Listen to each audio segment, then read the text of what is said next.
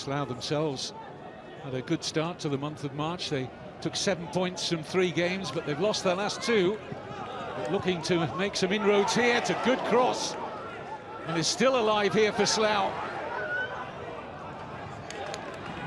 Just for a moment they had that Ebbsfleet defence at 6s and 7s. Decent start for the home team. Yeah, really good. Down that right-hand side, Johnny Goddard, player I'm very familiar with. I had him at Ebbsfleet. Talented boy, very good with the football. Just cut back onto his left foot there, swung in a decent cross and kept it alive. And Ebbsfleet managed to clear it in the end, but decent start that for Slough. It's a push on Pullion. Wright making a good offer, held up by Togwell. This is Bingham.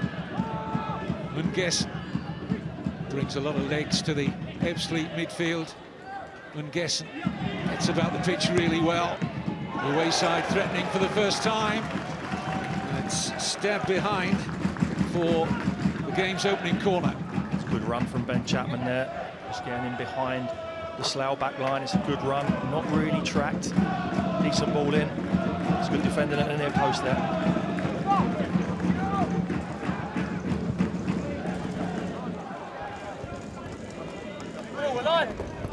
Toby Edser will take the corner here for Ebbsfleet.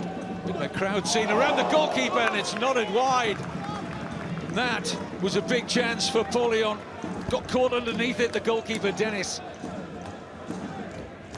Terrific corner to the back post there, and the goal-scoring form he's been in this season, Don Pullion. That's a big chance for him. Will Dennis. It is a blustery day here. Here's Edser. Josh Wright in space. Chapman. Good run here from O'Neill. Stabbed into a dangerous area, and Will Dennis happy to get gloves on that.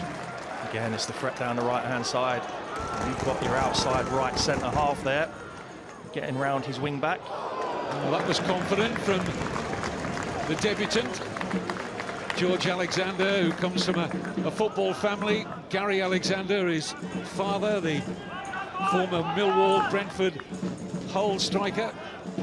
Why not? That's a decent effort. Good ball in again from Johnny Goddard. Takes it on the chest. That's well worth a strike. With pace. Just eluding a red shirt at the far post there. It was O'Neill, I think, who was trying to get onto it. It's a terrific ball in from Toby Edser. You're not trying to hit players, you're just trying to hit an area between that Slough defensive unit and your attacking players. If anything, slightly overhit, but into a good area nonetheless.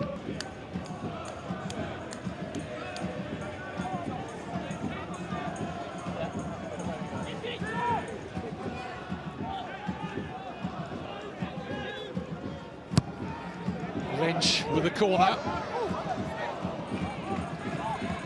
Slough hoping this will drop out for another corner. Back with Woodhouse. Good cross. They're appealing for possible handball in there. It was Josh Jackman who was trying to get into a scoring position. Referee wasn't interested in the claim. Good ball in, wasn't it?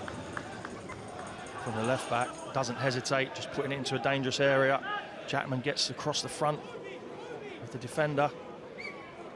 Appealing for handball, but you're most certainly not going to get a penalty for that. It's too close to the defender. Arms down by his side.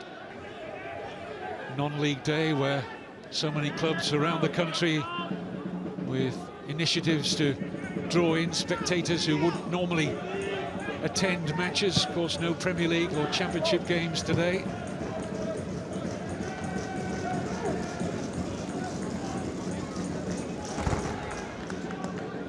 And of course, the English pyramid, the envy of the world, when you consider how far you go down the leagues and the quality on view. O'Neill. Lovely pass over the top here for Chapman. Just briefly got away from Woodhouse. And there's the finish. No, it's off the post. Paulion is so unlucky. Goalkeeper Dennis comprehensively beaten. Woodwork save Slough. Very, very fortunate. But you got to say, that's brilliant again down this right-hand side. O'Neill to Chapman, he follows his ball. In the end, it comes to Paulion. And he's so unlucky. But Chapman, brilliant. O'Neill, brilliant. He's done everything correct there. Don Paulion, barring putting that in the net, and it bounces back. And Will Dennis is grateful that it fell right into his arms. Wouldn't guess.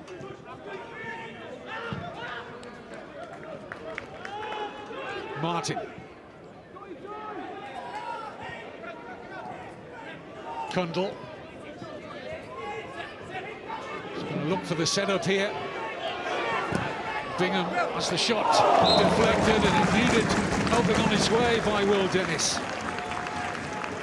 Difficult that for the keeper again. You've got the swirling wind, you've got the top spin on the ball that's taking it underneath the crossbar. Good play from Cundle here. Gets it away. That's just dipping in, I think. Wouldn't guess.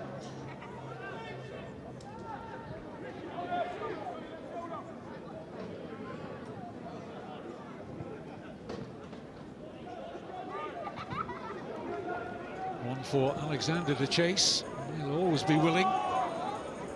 Needs an out ball here, though, does he? Nice little turn away briefly from Solly. Goddard. Players arriving in the box here for Slough. Davis.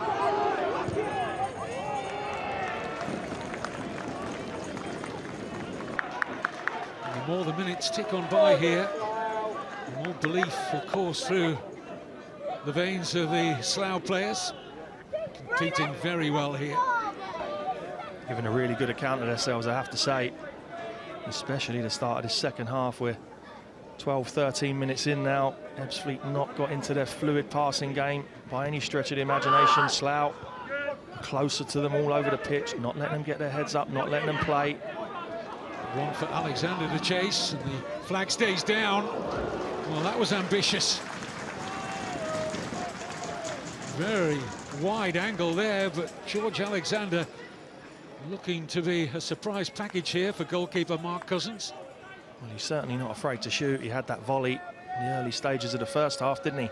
It's almost like a shoot-on-sight policy he has. Sees Marky Cousins. Cundle.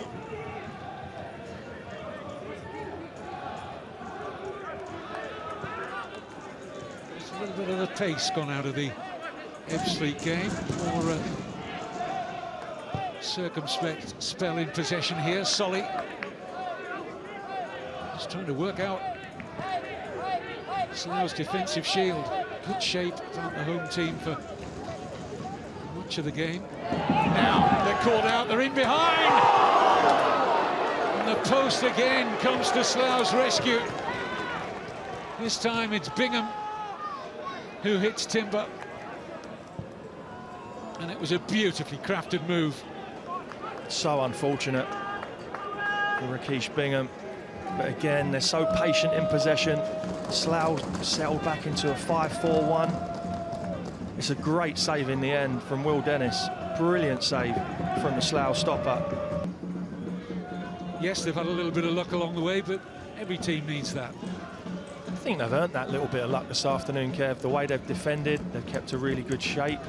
This second half, they've almost settled into a 5-4-1 formation. They're just leaving Alexander up on his own, hoping to catch Ebbsfleet on the counter-attack. But in general, they've defended very well. That's the voice of Kevin Watson alongside me today, former Ebbsfleet manager. Here's Paulion, one of the two players to hit Woodwork. This one hits the roof of the net. Well, bow down at his feet, because that was very, very good indeed. A smile from his manager, and why not? Great effort from Will Dennis to keep it out. Goal number 34 of the season, 32 in the league for Dom Polion.